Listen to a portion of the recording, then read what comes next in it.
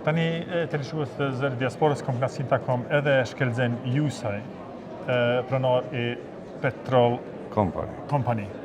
Të të jusaj ishe i zeshën në takimin e rjetit bizniseve kur e prezentove qëllimin e rjetit bizniseve, të mirat dhe problemet e biznise, natyrisht patë dhe kritika ndaj punës qeveris, qofë pozit, qofë opozit. Nga të rego paka shumë, si po e shë biznisin, si po të shpaguhet kjo energji që po investon në këso organizimesh dhe çka presu nga takimet e tilla? Në të vërtet ato nuk ishin kritika, ishin kërkesat e komunitetit biznesit, ishin nevoja dhe këshilla, sepse unë e kuptoj se politikanët e shohin për një kandi tjetër, atje për i zyrove dhe nuk e shohin në realitetin tonë. Mirë, po sigurisht që komuniteti bizneseve në përgjithësi edhe diasporët që kanë interes me investu në Kosovë dhe me bë biznes në Kosovë, po edhe bizneset vendore, po eventualisht edhe investitorët e huaj, ata dojnë kushte dhe ato kushte momentalisht nuk janë mjaftueshme që ofrojnë. Sado që kemi toksa shumë të mira sa i përket atimit fitimit dhe atimit dividend, si edhe fuqia punëtore është e lirë në krahasim me vendet ku diaspora jonë jeton, megjithatë kanë nevojë për disa pika të cilat ishin kryesore, ishin ndryshimi politikave fiskale dhe harmonizimi të paktën minimum me vendet në rajon, ishte krijimi i zonave ekonomike dhe industriale dhe gjithashtu ishte edhe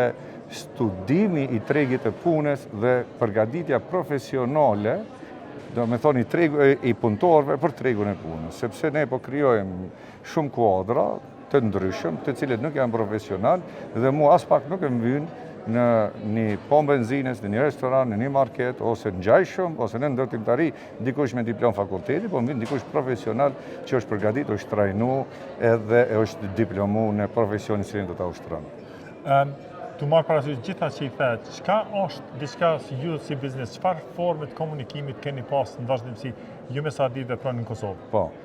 Çfarë komunikimi, raporte keni me politikën në Kosovë? Qoftë ajo kur ishte pozite, tash është më pozitë, qoftë anasjetës? Shiko, prej se unë po merra me komunitetin e biznesit, me rrjetin global gjithashtu, është ma pak se një vit. Dhe ne edhe e thash para të gjithve, sepse kemi rreth një vit e gjysmë të humbur ekonomikisht, të marrë me zgjedhje, me kriza politike, dhe kjo ka bo që nuk ka pas hapësinë që komuniteti i biznesit me qenë afër dhe të ndikojë në politikat ekonomike të zhvillimit të ekonomisë. Prandaj kërkesa jonë ishte që t'jenë më të hapur, të ndëgjojnë nevojat dhe kërkesat e biznesit dhe bashkarisht të krijojmë një klimë, ligje, infrastrukturë ligjore dhe kushte për një zhvillim ekonomik. E thanë politikantë, e thash edhe vetë, sepse një shtet është i fortë aq sa ka ekonomi të fortë, aq sa ka buxhet fort, çaq ka dhe ushtri të fortë, çaq ka dhe ndikim edhe në region, po çaq ka e zgjon kurrështjen dhe interesin edhe të vendet e mëdha, të cilat në një mënyrë bëjnë politika globale. Për këtë arsye, me thonë, biznesi nuk mund të pas si armik, biznesi do të shihet si partner, konsiderohet si partner dhe ti qelën ndyrë si partner, për shkak se vetëm bashkëpunimi ka mundësi me që ekonominë për paran dhe jo ignoranca dhe me thonë dhe duke ne i lartë prej komunitetit biznesit. Sa ka mundësi rjeti biznisit me kanë afer, nuk e kam fjallën veç rjeti global, po të gjitha bizniset të ndryshme që të bashkëpunojnë, që të krijojnë një lloj rruge të qartë për pushtetin që të orientohet pak a shumë të ndihmojë biznisin, pak ma shumë se sa të detyrohet biznisin, vend që të tërhiq investor, të largoj investimet e veta jashtë shtetit që kam dëgjuar që është dukuri tashmë veç normale. Sot këtu kishim të regjistruar mbi 420 kompani, rreth gjysma e kompanive ishin kompani diasporës. Dhe kur neve tash në secilin shtet në botë ku ka shqiptar, me thonë jemi të kriju deg dhe jemi të unifiku biznesin në një të vetëm dhe automatikisht fuqia ekonomike dhe fuqia gjithashtu edhe votës që është interesant për politikanë dhe fuqia e ndikimit të këtij komuniteti biznesit sigurisht që do t'ja imponoj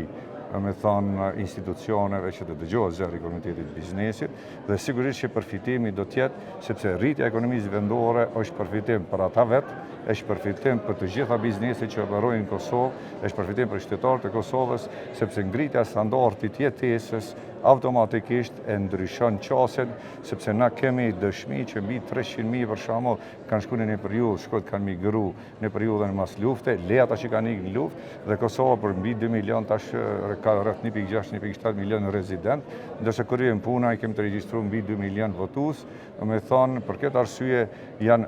edhe qytetarë të cilët vazhdojnë me qenë të regjistruar qytetarë të Kosovës, po jetojnë në diasporë dhe kjo e krijon një farë jo balanci. Prandaj krijimi i kushteve të mira. Unë jam shumë i sigurt se shumica atyne, që sidomos ata që kanë shku për shembull 20 vjet e fundit dhe cilët ende s'kan mujt mu kyç me u përgatit profesionalisht dhe punojnë punë të rana dhe punojnë punë të cilat nuk janë adekuate për ta, unë jam shumë i sigurt që në momentin e krijimit të punë të kushteve më të mira ata do të kthehen. Dhe shiko tash kthimi atyne automatikisht do të arrit kontributin për buxhetin, sepse ata janë, domethënë kemi qenë vëna punës për ta, dhe ata do paguajnë taksa, në njëjtën kohë ato pagat e veta do t'i shpenzojnë dhe ata janë konsumator për bizneset tona vendore, po kur po flas vendore, bizneset tona edhe që diaspora presin t'i hapë dhe disa prej tyre që kanë hapë biznese të cilat janë shumë suksesshme dhe kanë plot produkte të cilat i eksportojnë në Evropë dhe në vende të tjera. Një këshill për fund, Kosova ka mungesë energjisë, ndërsa jeton në Thëngjell. Çfarë forme ka pas mundësi që kjo të rregullohet? Tu marr parasysh që Bashkia Evropiane që nga sankcionet e Rusisë kanë ndryshuar rregulloren ndaj shfrytëzimit të Thëngjellit për energji. Shiko, tani, me thonë kjo ndoshta kish pas me qenë një temë për politikantë, sepse ata në kampanja gjithore, si do qoftë, po, nëse ata vërtet dojmë ndëgju. Sot ka teknologji të cilat nuk ka nevojë të nxirret Thëngjilli. Thëngjilli i Kosovës ka një përqindje të lartë të gasit dhe prandaj sot me tubacione, pa pas nevojë të eksplorohet dhe të nxjerrësh Thëngjilli, mundet mu nxjerr vetëm gasi që përbën pjesën më të madhe të Thëngjillit dhe prej atij gasit të prodhohet energji elektrike. Dhe kjo do të thotë se 0% do të jetë ndotja e ambientit, nuk ka nevojë për marrjen e tokave, për nxjerrjen e Thëngjillit, për krijimin e gjitha ato shpenzimeve, për rënimin e fshatrave të caktuara, mirë automatikisht vetëm qiten instalimet me gypa në tokë, thithet pjesa e gasit dhe prej asajna krijohet energji elektrike dhe emitimi i ndotjes ambientit do të jetë zero. Për këtë arsye ka teknologji, ka mundësi, megjithatë do të me pas vullnet. Për shembull, ne kemi investuar në rinovimin dhe mirëmbajtjen e termocentraleve, të cilat janë shumë vjetra për ish Jugosllavisë, që problemi kryesor ka qenë të gjinin edhe pjesë rezervë për to, me thonë të ishin investuar, tash ish bani Kosovë e re me standarde të reja, të cilat kish pas mundësi me pas 0% emitim të ndotjes së ambientit, dhe të e pas parasysh kur në momentin kur ki 0% emitim të ndotjes së ambientit, nuk ka kufizime për Bashkimit Evropian, sepse krejt ato kufizimet për durimin e Thëngjillit është vetëm për çështjet e ndotjes ambientit. Dhe nëse teknologjitë dhe sistemet që mund të përdoren nuk e ndotën ambientin, atëherë automatikisht nuk ka nevojë dhe nuk ka mundësi që ato të ndalohen si procese ose si projekte. Nga provoja juaj, sa kohë merr një termoelektron në rast se çuja ashtu apo? Shiko, ajo varet prej kapacitetit, varet prej buxhetit investor dhe varet çfarë kontraktori ke përzgjedh. Mirë, po ne mendoj që maksimumi 5 vjet kish pas mundësi, me thonë, me pas një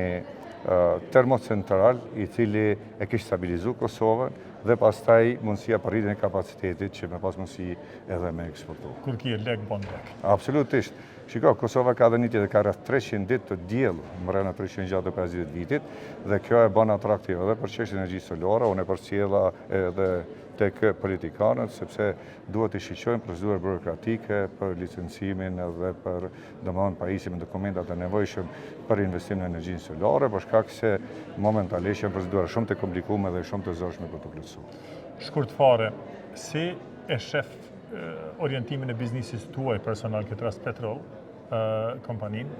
edhe çfarë planesh kije në 5 vitin e ardhshëm? A kije të rritesh brenda përmbrenda Kosovë, apo ndoshta të ta bësh sikur na shumica tjerë të nxjerrin investimin jashtë? Na sigurisht që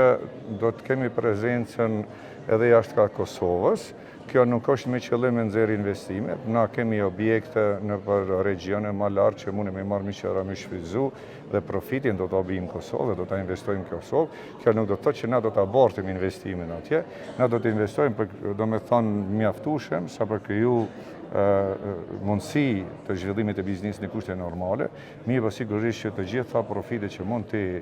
krijojmë jashtë do të jenë profite të cilat do të vinë të investojnë në Kosovë dhe normal jo në të njëjtin sektor, por në prodhime të ndryshme për shkak se prodhimi është i vetmi që do të mund ta balancojë, me thonë,